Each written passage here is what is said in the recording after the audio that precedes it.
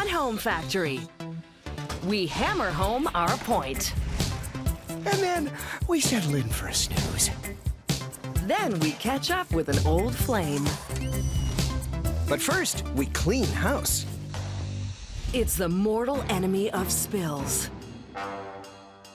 It strikes fear in the heart of dirt. And annihilates greasy floors. It's the Wonder Mop.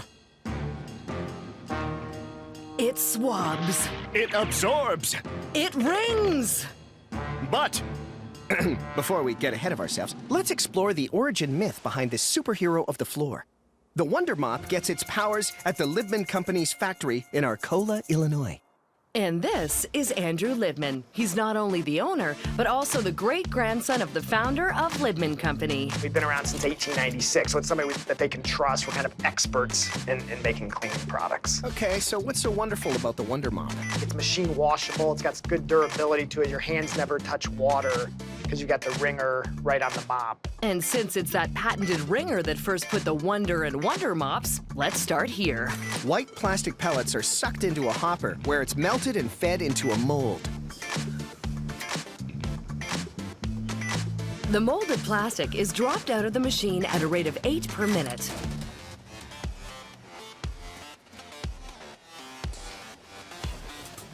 Completed ringers are collected and placed on a carousel to have the Libman logo stamped on.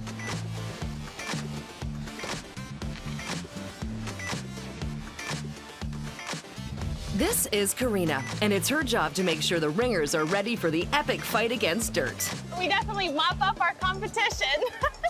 Oh, I see what you did there. Nice plug. But these ringers are no good on their own. We've got to attach them to some handles. These massive steel coils each weigh over 700 kilograms. Each one can make over 2,500 handles. And here's a couple of guys who know a thing or two about fighting dirt. Meet Elias and Alfonso. Can you? Show us your stuff, gentlemen. Elias feeds the spool of steel into this machine. The rollers form the flat strips of steel into tubes. The machine also welds the edges together. The steel tube moves down the assembly line to the cutter, which slices off handles that are precisely 114 centimeters long. Hey guys, how many handles can you make in a day? I'd say between 70 and 73,000. Wow, that must keep you busy. Good thing you two are such good friends, right? We have a lot of fun together. Yeah, maybe too much fun. Where does he think he's going? Alfonso? Yeah, Darn, I think we lost him. nah, it's fine. We've got to follow this giant claw arm while it collects the handles, because the next step is to get some color on them. Ooh, that's gonna be cool. But where's Brian hiding? There he is. Hi, Brian. So, Brian, how exactly does powder coating work? Huh? It's a fluidized powder with a static electricity charge. Okay, that sounds like a villainous superweapon. Oh, yeah. But it's actually just the powdered paint that coats the handles and is then baked on at 230 degrees Celsius. We pretty much leave our competition green with envy. But why green? Because it's a mean green cleaning machine? Huh? Huh? The color green is like spring, it's cleaning, and that's when a lot of people do their cleaning is in the spring. So we think the color really ties in well in terms of people's cleaning habits. The clean green handles next have a white plastic grip attached and a plastic screw piece for the bottom. Then a second grip and the wringer are added to the handle. I feel like something important is missing. Something to give this mop its super cleaning power. Wow, can't get anything by you. We need some mop heads. And what's that part for? Clean the floor. Did you seriously just ask that? What? I'm just making conversation here. Huh? Fabric we use in our mop heads in 1 year could stretch to the moon and back 3 times. Which explains why the material arrives on these giant 20-kilogram rolls. The Wonder mop heads are made from a secret blend of polyester and rayon. This machine cuts the fabric into strips and layers it.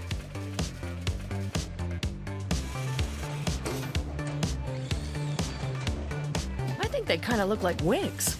Oh, no, that's just silly. No, actually, that's not a bad look. Or a superhero disguise. Now that we've got the handles assembled and the mop heads made, They meet right here in the middle. The two parts are screwed together, and then the mop head is wrapped in plastic for packaging. Libman makes about 50 million mops every year. That's gonna take a lot of boxing. Well, I'm with you so far, but what are these two up to? My name is Julio. My name is Alex. And we want to race to see who is the fastest. Great idea. On the count of 3. 1, 2, 3.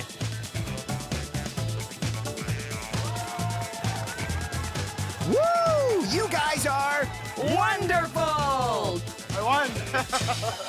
You spend 90% of your time indoors. You better make sure it's clean with Libman. Well, with great cleaning power comes great cleaning responsibility.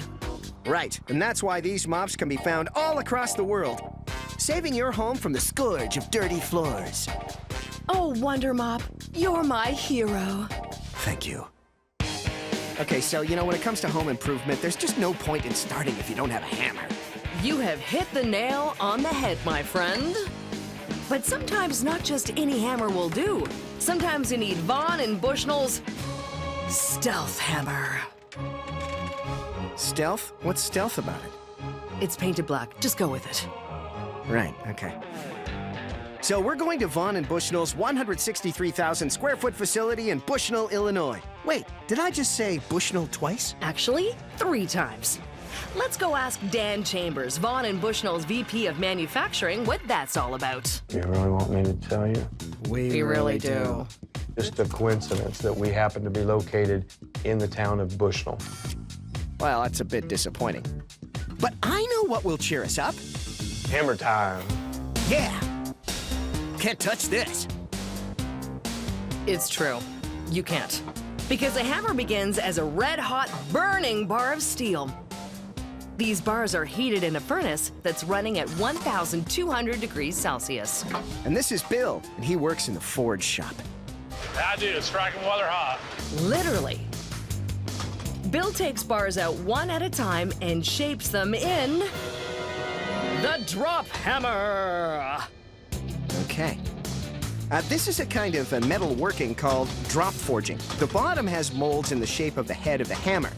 The top is a ram that drives down with the force of 700 kilograms. Every time it drops, the steel becomes more and more refined. The hammer is dropped 6 times. After it's shaped, the excess is cut off by another drop hammer. Then the claw is split, and the head is complete. Next, the handle is made in the exact same way. You mean with the drop hammer? Okay, yeah, please stop saying that. When the 2 pieces are complete, they head over to the welding department to see Ron. Voila! Ron uses the welder to fuse the handle to the head. And how many hammers do you have in your home, Ron? Oh, a lot. A lot of hammers. Big, little, weird looking ones too. I'm listening. There is a hammer for just about anything you want to do. We have upholsterers hammers, nail hammers, ripping hammers, framing hammers, ball peen hammers, rubber mallets. Yikes. Let's just focus on our stealth hammers, shall we? After welding, the hammers are off to Jacob in the grinding department. Tell us what you do here, Jacob. Do I have to? Yes. Grind the welds off, smooth the edges. Ever get your beard caught in the grinder? I haven't yet. Yeah, that would hurt. After Jacob carefully grinds them, the hammers need to be heat treated. Really? Why? Heat treatment process changes your molecular structure of your steel. Oh, how about a simple answer? Matt, can you tell us? Make it hard so it don't break on you. Don't nobody want a hammer you use is gonna break. That's right. The hammers go through an oven that heats them to 800 degrees Celsius. Then they're plunged into an oil bath, which cools them very quickly. This makes the metal very hard. But not hard enough. The hammer is also given a second bake in a furnace to ensure that they are hard enough to stand up to all the nails they'll be hitting. Once the hammers have been cooled, they're visually inspected for flaws. Once they pass, they head to Donnie for powder coating. What's powder coating? Makes the hammer look real good. Real good. Donnie sprays the powder over the hammers. How many of these do you do a day, Donnie? Huh? 7,000 to 8,000 usually. Wow. At $7,000 a day, times 365 days a year, times how long Vaughan and Bushnell's been around, that equals... We've probably manufactured a gazillion hammers in the lifetime of this company. That's a nice round number. After being sprayed, the hammers go through an oven to cure the paint on. Then the powder is ground off the face and logo to give the Stealth hammer a sexy silver accent. But the hammer's not quite done yet. Before they can hang pictures and assemble furniture in your very own home, the hammers need a certain something. Right, Jim? Get a grip on it. Exactly. Jim uses this rubber injection molding machine to shoot liquid rubber around the steel handle. The rubber flows into the holes in the steel, meaning this handle will never lose its grip. Now that's what I call a hammer. If you buy a Vaughan hammer, you only have to buy one because it'll last you the rest of your life. So these babies are labeled, boxed, stacked, and shipped. Ready for home improvement tasks all around the world. Oh, wow. This would be perfect for hanging up all my certificates and awards. It would be, if you had any. Touché. The average person sleeps for 1/3 of their life. Based on current life expectancy, that's a total of 25 years of sleep. Yeah, that's a lot of sweet dreams, and face it, a lot of drool. So why not be as comfortable as you can be with a Springwall mattress? We're heading to Mississauga, Ontario to visit Springwall's 80,000 square foot factory to see how they make their mattress. That's right. And this is the Director of Manufacturing for Springwall, Brett Lettingham. I'm sure he's going to stop spinning soon. I wish he would. It's making me dizzy. We work hard all day so you guys can sleep well at night. Oh, hard worker, eh? I guess you weren't laying down on the job. On one of your mattresses. Get it? Sorry. Okay. Each Springwall mattress is made to order. Today, we'll be following a queen-size bed. This here is Norman, and he's making the mattress panel. So what exactly is a panel? Panel is the top part of your mattress, like the cover. Oh, cool. So is this the place where all the magic happens, huh? I don't know if it's magic, but stuff happens. Fabric made of polyester and cotton blend and 2 layers of foam are quilted together by this massive sewing machine, which stitches at 1,100 revolutions per minute. And here is Norman's finished product. Ta-da! That's it. That's a big show. Nala takes the completed panels and sews the edges together. It looks pretty comfy already, and hey, we're just getting started. Oh, I suddenly have the urge to change into my PJs. Now it's on to the making of the vent borders. This feature encourages airflow to keep the mattress nice and cool and eliminate moisture. This is Narumani, and she's the lead hand of the sewing department. I'm nervous. It's all right. It's just your career as a potential television star that's hanging in the balance. That's right. Now say something witty, please. We don't let no one lay down on the job. Nice. Well done. Narumani's handiwork is then transferred in this 45-meter spool over to the cutting department, where a worker measures out 6.5 meters of fabric and cuts it to size. A tag with the company name is then sewn on the border. And now, it's time to start building the comfy part of the mattress, where the all-important beauty sleep happens. A worker takes a fiber pad and glues 4 foam sides to the edges. Then it's off to Kareem, a man who knows exactly what kind of mattress-based puns we're after. This will put a spring in your step. Ah, see, there you go. The springs of the mattress arrive wrapped up like a giant jelly roll. It's a zoned coil system that helps support all the heavier pressure points during your sleep. So when you're sleeping with your partner and there's movement, you don't feel it. Yeah, and that's good because I really need my 8 hours of undisturbed sleep, you know, in the zone. Otherwise, I'm very cranky. Kareem places another piece of foam on the top and then glues it all together. There are so many layers to this mattress. It's all starting to look like a delicious sleep sandwich to me. Now that we have the panel, the borders, the foam, and the coils, it's time to assemble this bad boy. That's right, and this worker uses a staple gun to attach the border and the bottom of the mattress, which is also called the decking. Both the decking and the borders are then sewn in place. A final layer of specially ordered aqua gel foam is added. Aqua gel acts as a memory foam and actually contours to your body while regulating your body temperature. Cool. Norman's quilted panel is placed on top of the aqua gel, and then it's time to close up the mattress. The 6 layers of foam, coils, and springs need to be tailored. The final tailoring that's put on the mattress, hands down, that is the most difficult position in the factory. And here's the man in charge of the most difficult job at Springwall. Meet Chris. So what do you do, Blah, blah, blah, blah, blah. Actual words might be more useful for our purposes. One more try, Chris. We do the tailoring of the bed, and that's all I got. Well, it's a little better. Chris is responsible for sewing the mattress up with the quilted panel. Since this is what the customer sees, a steady hand is required and no mistakes can be made. I make the bed look sexy. Once Chris is finished loading up the mattress with sex appeal, it's sent down the line where it is wrapped in this machine.